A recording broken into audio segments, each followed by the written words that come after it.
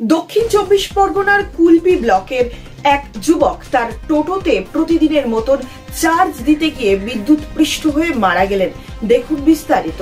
ইলেকট্রিকের টোটোতে চার্জ দিতে গিয়ে বিদ্যুৎ পৃষ্ঠ হয়ে মৃত্যু হলো এক যুবকের।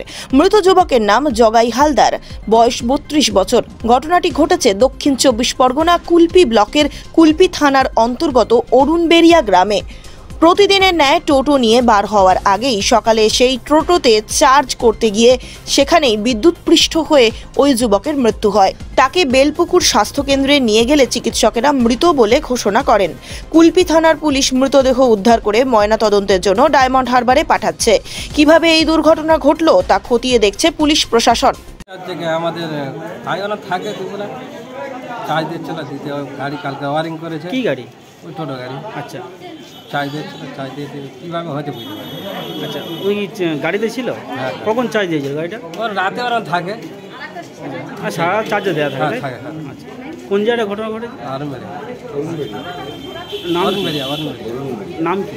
নাম জগাই হালদার। বাড়ি অরুণবেড়িয়া। বয়স? বয়স 33।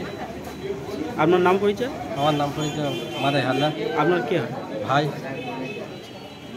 ওখান থেকে ঘটনা জানার পরে হসপিটাল নিয়ে এসে? হ্যাঁ, নিয়ে আসবে এখানে? হ্যাঁ, ওই জানার পর জানতে পারবে।